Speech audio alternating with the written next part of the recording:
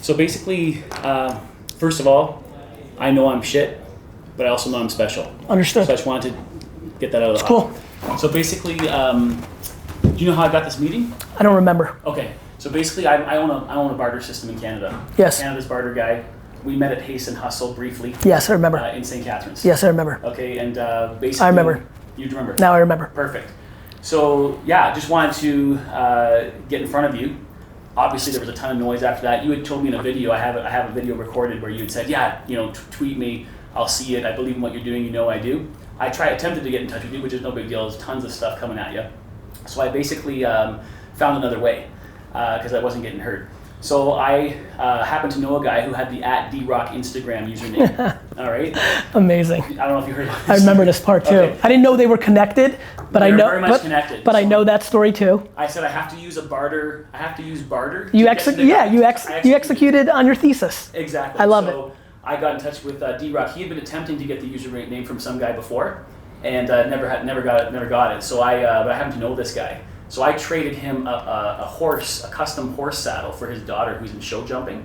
Traded him the custom horse saddle through a TradeBank client of mine, my barter system. He was able to take the saddle. I got the D-Rock Instagram username. I made the deal with D-Rock. He gave me the ask, and here I am. So fucking love it. It's awesome, right? Amazing. So I used Barter to get a meeting to talk about Barter. I love it. And this is what I kind of want. Super meta, and what is it? I mean, it worked out way better for you this way than if I would have just replied to the tweet. It did. 100%. No, I'm happy. This is plays right into my narrative. This is my biggest thesis, right? Which is everybody just gives up. Yeah. Anyway, no, I don't give up. It's why I like Barter so much. It's a move that people don't have in their repertoire. Exactly. It's lost. It's how we all used to roll. Yeah. Chicken for hay for fucking, a massage, rocks for fucking wire. This is our currency. Exactly. I've always dreamed of building, this is why I responded so emphatically to you. Yeah. For a long time in the 90s, my belief was the startup that would make me buy the jets was to build the Barter eBay. Right. Yeah. Still can't believe it actually. It's being scratched by a lot of little things. Yeah. Oh yeah. I'm a fan. Yeah. So anyway, what can I help you with before we run out of time? Awesome. So basically, I've been doing this for 20 years. Bartering. I've been since 20. Why? Years, 20 years old. How did it start? It started with me coming out of high school. I was going to go into engineering. I got started in sales with an alarm company. Realized I could close. And just went straight into sales. Met a guy who was in the barter business in Toronto. And then, the classic media barter business, like the one that's kind of sometimes dirty, sometimes clean? No, totally retail barter. Retail barter. So barter, yeah. What would that mean? That would mean small to medium-sized businesses where it's all on a platform. It's organized. It was called Barter Business Exchange at the time, but it's called TradeBank now. Right. I would say I have 1,000 cases of a wine that I can't move at my store, exactly. And somebody would say, I want that. I've got. Correct. So I just did a deal with a winery in Niagara region. As you know, Niagara is quite. By the way, just before I forget, I brought you a thank you. Bottle of wine. Yeah, I love it. So basically, I just helped this winery trade off about 100 grand worth of long inventory that was taking up space in their warehouse. They were going to have to discount it 50% to get rid of it. You got full value. They got full value in their barter account. We were helping them construct a new building and get advertising and media in exchange. Yes. And made a whole bunch of clients really, really happy in the meantime because they got it at Christmas time. So we were able to get that out to our network. What percentage of the barter on the TradeBank and all that is that world of barter that I understand much more, which is you get full value of your product, you get median return, the people in the middle are playing on both sides and are making their margin versus wine for markers. Yeah, or construction. So basically, the way we make money is based on a transaction. I totally get that. Trade dollars are moving around. I get that. I got it. Right? I understand that. That I understand. Yeah. How much of the ecosystem is the established media barter world that I know very well? Yeah. Where people are trading media. Yeah. Versus stuff for stuff or services for services that don't include advertising. Well, we do a lot of advertising too, but not at the level you're talking about. Yes, I understand. We're just on your world, I'm just curious. We're a very small part of people's business. I understand. Still king. You can't run your business on barter. And do people still do a lot of cash in your world? Well, when I say cash, I mean US dollars or Canadian dollars. I don't mean cash under the table. I understand. There is a lot of that too.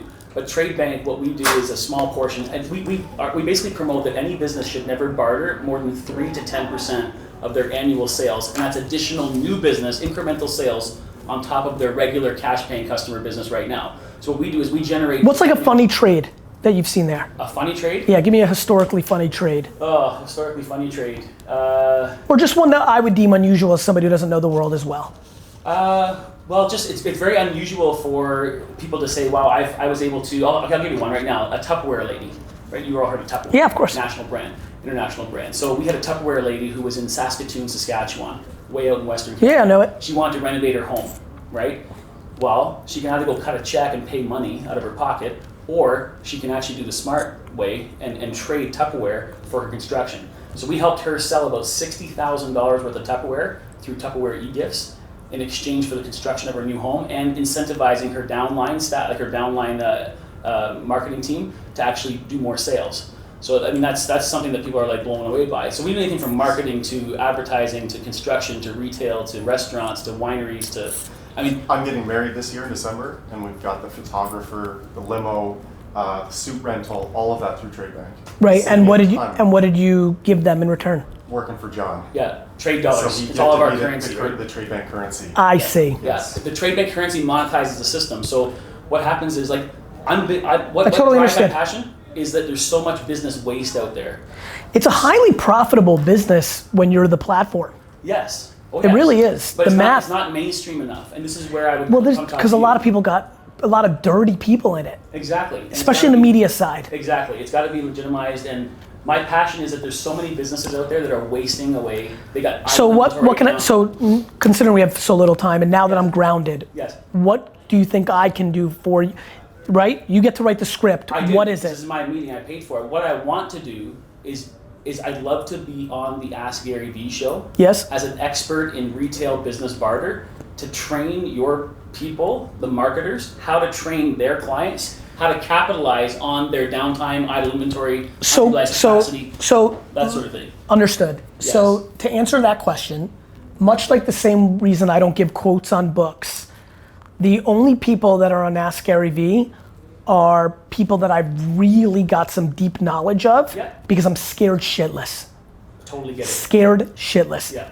Compounded with the fact that you are in an industry that is far more scary to me than a person on TV or a songwriter or things of that nature. Yeah. The answer is, it's not inconceivable. I'm not against it. No, it's going to take some time to gain I'm your trust. concerned that I have to do real work to get to the yes that I'm not so sold I'm excited about doing. Right. So help me crack that. Yeah, which I'll do over time. Okay. Yeah, no problem. I can make that happen. Let's go work backwards for a minute. Let me play it a different way. Why not accomplish the same thing without me being the gatekeeper that puts you on? The speed in which it happens, right? Yeah, oh yeah. Yeah.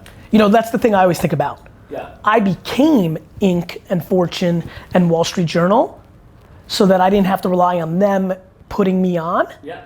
The thing that I'm trying to do for a lot of people, ironically, is show them how to do it. Yeah. So that they're not then at the mercy of me putting them on. Which is cool. So the other question I had for you. So I wonder if, I'm trying to think if like there's, on that note, I'm trying to think about like how I can help, but keep going. Yeah, the other question is, you're one of the best, obviously, at helping businesses reach a business to consumer market in terms of digital media. Have you worked with, or do you B2B? have any expertise on B2B? Ton. That's where I make a lot of my money. Yeah. I'm coming, 1 minute, promise. Yes, let me tell you exactly how you do it. You should start a weekly podcast, or are you doing a video podcast now? Or like, what are you doing? Not yet, no. Not yet. You need a weekly minimum thing. I think podcast is really good for this space. You're pushing that for yourself right now. Yeah. I love it. Yeah. I just think it's good. What about, so LinkedIn is where I get most of my business. Understood. Is B2B. You're gonna love what I'm about to say. Okay. Whether it's video or audio, the number one way for you to get people is to spend $100 to $1,000 a week on Facebook ads against the segmentation that is called employees of. So you can go to the 20 biggest businesses in Ottawa, in Vancouver, in Winnipeg, in Calgary, in Saskatchewan, and run your content. I would do it like this. Does your CEO know? Does your CFO know CFO, yeah. does your, like literally the video starts with, does your CFO know? And you target it and you just do your thing, word, video, audio, on explaining why. And I would attack it right away with, I'm aware why some people are unaware or cynical to barter. Let me give you the history of it. Yeah. You need to get maybe even more educated than you are. Oh yeah. You know what I mean? Yeah. Like what really happened in the 70s and 60s, and right? Yeah. But Facebook ads against employees of who then see it in their feed and then forward it to their CFO. Right. Exactly. It kills. It kills. Yeah. It kills. Yeah. It's the secret sauce. So it's using the C market to get to the B2B market. Right. Yeah. Leverage them as your sales reps. They're By making the creative say, does your CFO know? no. Yeah. And if They're like, does my CFO, got it? Yeah. And then 3 of those 800 people Yeah. have the courage to forward it to their CFO. Exactly. CFO gets 3 emails on the same thing, she watches. Yeah, oh for sure. Got it? 100% watches, yeah. Okay, that's cool. I think I had something else on my list. Oh, one more thing I had on my list, and we might have to cut this because it's kind of a private thing out of the show later if it ends up being on, but I have a friend of mine who is a pretty big business guy in Niagara. He's launching a brand new retail winery store right on the busiest highway right there in Niagara. And But doesn't it have to be state controlled? Because No. that's how, No. in Canada? No, I don't believe it does. No, not because they're actually opening up a winery, a brand new winery. Understood. They're selling retail wine out of that Understood. location. Yep. And so we're Where am I going? We have a meeting with States. Cool. yeah. So we're looking 1 minute. potentially looking for if you'd be interested in exploring, obviously not making a decision, but exploring the idea of owning or partly owning what's going to be a very large retail wine store right in the heart If you of guys, Niagara. send me all the information. Let me put my lawyer, because the legal liquor laws in America are so convoluted. I want to Yeah. make sure it doesn't fuck me up. Yeah, oh yeah. But thrilled to look at it. You'd look at that? Okay. I would look at that. So when you come to Toronto in February, Yes. for Generation Now, Yes. maybe we can arrange I'm something thrilled way to back explore through. that. You're I'm thrilled to explore it. Okay, and then the other thing was, how do I stay in touch to carry out Email. this? Email? Email. Okay. Email. All right, Aaron. Thanks, brother. Awesome. Thanks so much. again, My Aaron. pleasure. Take care.